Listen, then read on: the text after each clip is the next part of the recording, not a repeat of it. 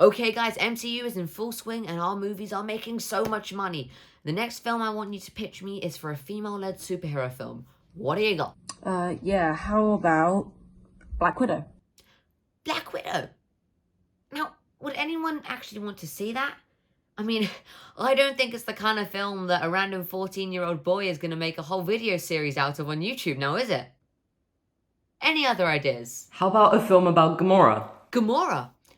Well, you see, she's going to die in Infinity War. And we would never make a film about a female superhero right after she died in the previous Avengers film, now would we? Come on, guys, come on.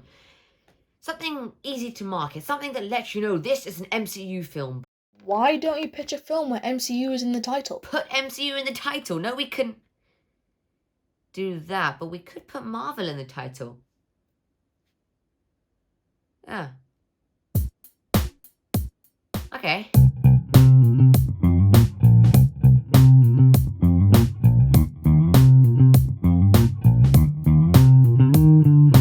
Today I am joined by Movie Micah and I could not be more happy. My name is Micah. I run the channel Movie Micah. I do a lot of movie rankings. I also have some reviews, and I also have a repair shop series. If you'd like to check out my channel, the link to it will be in the description below. A while ago, we ranked our top 10 Marvel films on his channel, so definitely go and check that out. And today I've brought him on to talk about a Marvel film that I know he's not particularly keen on. It's not really the best movie. I don't believe you if you haven't already seen his channel, but if you haven't, definitely go and check him out and subscribe. Positives. So rewatching this film, I found that I could enjoy it more. I think it's, I think this is a quote from How I Met Your Mother or something, but just because you know the ending doesn't mean you can enjoy the journey, which in this case means that because I know the ending, I'm more on board for the journey. It's like, I'm not trying to figure out, oh, what's going to happen? How's it going to end? How's it going to tie into Endgame? Because let's be honest, that's all I was thinking in the cinema. I was also thinking, wow, IMAX is a waste of money. But yeah, I think I could really enjoy Captain Marvel watching it this time. Just some of the, you know, the quirky humor and the sassiness from Brie Larson as Captain Marvel. Thought was quite cool. I do think this movie is entertaining. Some people would say this movie is boring. I highly disagree. I always have a blast watching this movie.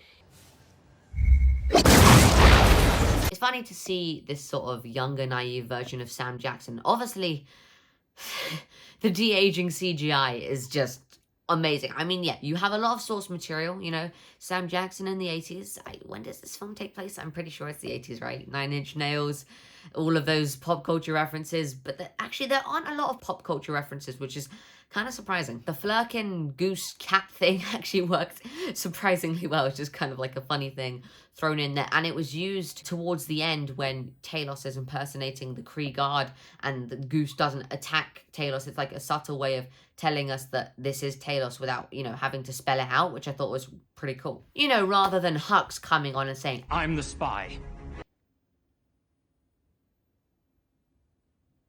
What? It is very fun. It's only after the movie's over that I realize there's a lot of problems, but like during the watch, it's entertaining. It is a fun ride. That's probably the best thing about this movie. The twist where the Skrulls are actually the victims and the Kree baggers really got me. When I saw this, I felt it worked really well, and you get to see the funny side of Talos come out, which is Talos, Talos, Thanos, I don't know, come out, and it was just really funny. We forget that in the comics, the Kree are the good ones and the Skrull are the bad ones, but they gave us that twist that in this movie, it's the other way around. It's really interesting. They did some good stuff in here. I also think Nick Fury, great in this movie. The de-aging effects, amazing. And it's just fun to see him as a younger character. It is an entertaining ride. But now we gotta get into the negative of Captain Marvel. And the first thing I want to point out is that this movie just gets worse over time for me. When I first saw it, I thought it was great. I really liked it. But just the more I think about it, it keeps moving lower and lower on my MCU ranking. I just think the tone is a bit off. Maybe because this is Brie Larson's first film as Captain Marvel. Yes, I know they filmed Avengers Endgame before they filmed this film, but she was barely in that and didn't have really any character development in that. This is where she had a chance to experiment, and so maybe with Captain Marvel 2, we'll get more of a defined character. But I did like some of like the sass. She had a nice-ish character, but it was just a bit bland and there wasn't much personality in it. And it's just the reality that this movie is just not very good. And it gets worse over time for me. But the worst thing about it is these characters. They did not really try to make any of these characters relatable, especially the lead. The lead, Captain Marvel, is not relatable at all. There's nothing about her that you like. You don't know her motivation. You don't know why she's fighting. The only thing they try to give you is that she doesn't really know who she is yet. They just don't do anything good with that.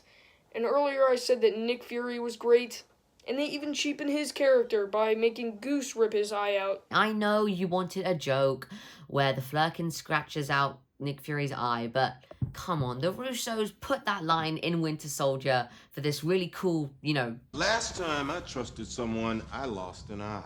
and you just undercut all of the tension, all of the meaning, and pain and backstory behind that because some cat, I know it's an alien, but a cat might as well have been there because a cat could have I didn't really like it. And you're telling me Nick Fury is cold and cynical because a cat scratched out his eye? Yeah. Very frustrating. Every character is cheapened. And then we have two villains that are not interesting at all. The Supreme Intelligence, we don't know anything about her. And then we have Jan Rog, who was completely unworthy. He never had any chance of beating Captain Marvel. So really, very disappointing film for the characters. And from our first experience with Captain Marvel, easily the worst character to get her own solo film. Impacts on the MCU. We get to see more of the Tesseract, which is just fun because it just makes us more confused about where and when this Tesseract actually appears and everything. I might remember to put a new Rockstars video in the iCard above that explains the timeline of the Tesseract. I might forget. I feel like the Tesseract was put there just to remind people, hey, this is an MCU film. This has Infinity Stones. This connects to the MCU. But Nick Fury mentions Budapest. And I really want to see what happened in Budapest. The post-credit scene shows Captain Marvel coming to the Avengers due to the pager. And wow, if you didn't see this post-credit scene of this film, the beginning of Endgame would just be like, huh? How was he yes. But the coolest reveal in this film is that Nick Fury got the name Avenger from Carol Danvers. Some people say, oh, it's just an extra thing they added in there. It's just like another... Solo. I like it, okay? I like it. Yes, both were kind of unnecessary and that we would be fine without them, but I didn't like the Solo thing and I liked the Avengers thing. I think it was pretty cool. So to close this out, I did think Captain Marvel was an enjoyable ride, although the characters are all pretty disappointing.